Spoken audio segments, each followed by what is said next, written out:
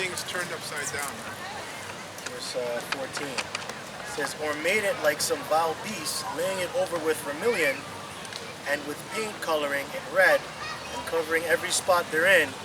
And when he had made a convenient room for it, set it in a wall and made it fast with iron.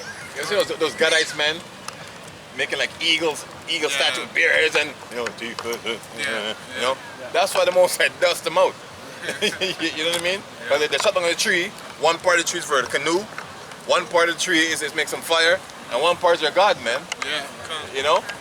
And sometimes they won't even cut the tree out; they'll carve it in the tree. Gun. Yeah, true. I've seen that. They'll carve it in the tree, so it's just there. Yep, Romans 1 and 25. That's why they know so much about animals. Animals, yeah. Sacred. Yeah. But they consider them the gods. That's why Mosai smash Gad out. It's true. But that goes back to Jeroboam and Rehoboam. Because Jeroboam, you know, caused Israel to go into madness, man. Yeah, man. Right? Whose son was that again? King Solomon. King Solomon. But it wasn't his real son. Rehoboam was King Solomon's son? Yeah, Rehoboam. Jeroboam is not his son. Jeroboam is somebody else completely, huh? Yeah, it's like Ephraimite. Okay. Right?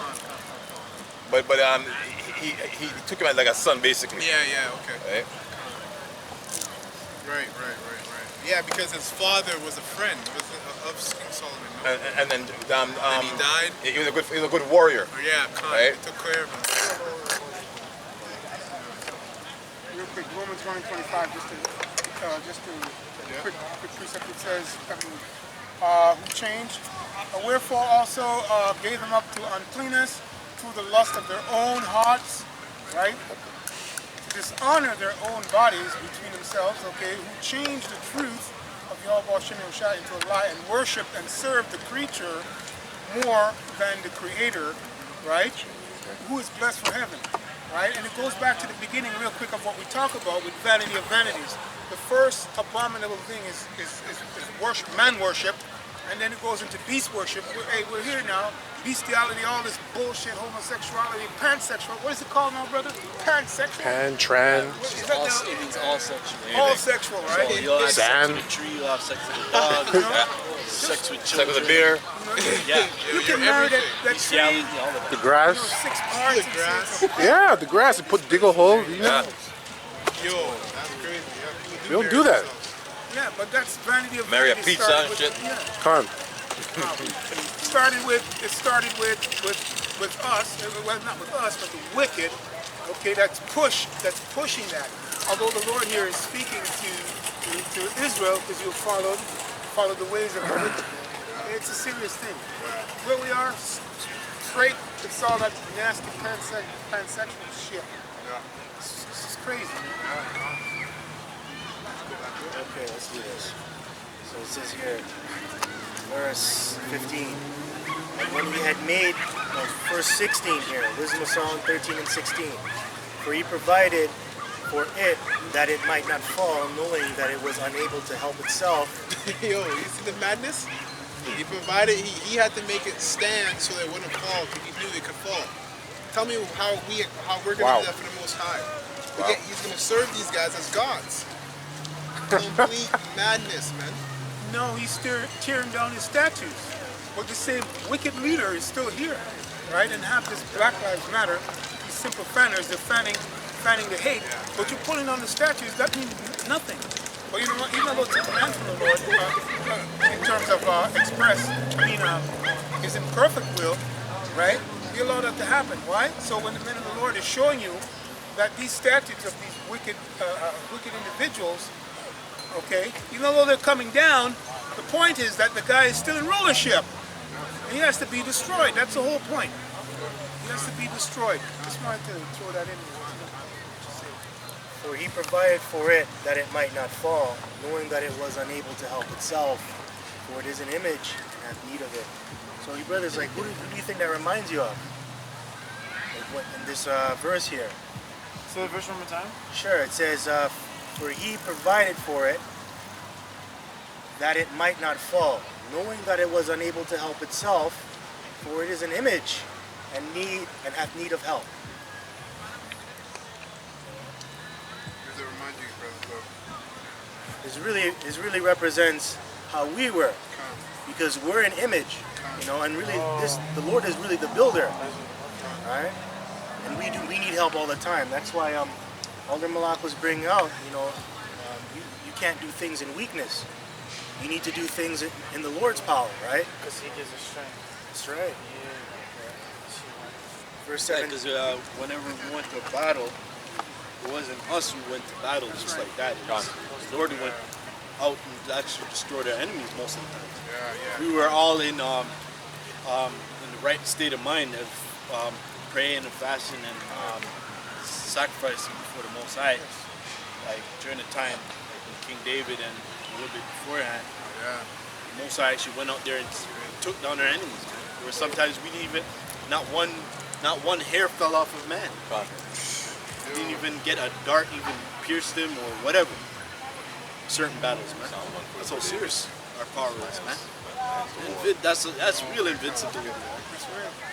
Swords are hitting you and they're not touching you. Yeah, that shows you that Israel is nothing without the Most High, man. We can't do anything without the Most High's help. I got a quick precept. This is Psalms 144. Beautiful number too. Yeah. Most beautiful number.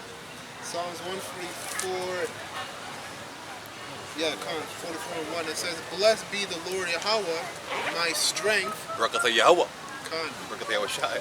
Khan, which teaches my hands to war and my fingers to fight. And that's exactly what the elder was saying. It was the Most High who went out to fight with us. Like even King David, when he actually went out to fight, the Most High was with him. That's why he was able to do all that stuff. Kill tens of thousands of enemies and come back unscathed. You know, that's insane. That's insane when you really think about that. That's crazy. But that's the power of the Most High. Right? If you go on your own strength, it's death. Simple as that. He's not with you, he'll kill you. Right? Yeah. You know, it's just simple, powerful illustration because you men that have left the truth, meaning that the Lord sift you out, he's showing you, yeah, he's got you, but, you know, hey, he's gonna destroy you. Right? But it's in love. I got another precept. Good, man. This is Psalm 7.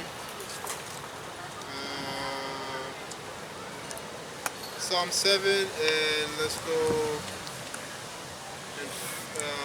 in 2. It says, "And when the Lord Yahweh, thy power, Tawada, shall deliver them before thee, thou shalt smite them and utterly destroy them, and shall make no covenant with them, nor show mercy unto them. Neither shalt thou make marriage with them, thy daughters. Thou shalt not give unto his son, nor his daughter shalt thou take unto thy son. For," let me skip down. Okay, Khan. Verse 6, "For thou art a holy people unto the Lord Yahweh thy power. The Lord Yahweh thy power has chosen thee to be a special people unto himself above all people that are upon the face of the earth.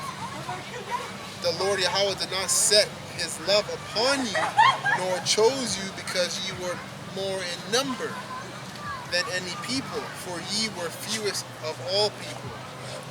But because the Lord Yahweh loved you, and because he would keep the oath which he has sworn unto your fathers, hath the Lord Yahweh brought you out with a mighty hand, and redeemed you out of the house of bondage, of bondman, and from the hand of Pharaoh the king." Because back in Egypt, when we came out of that, the Most High was fighting for us, because Pharaoh and his army was pursuing us while we were going through the... It was the greatest army on the face of the earth at that time. Khan. Like the American army right now. Khan. You know?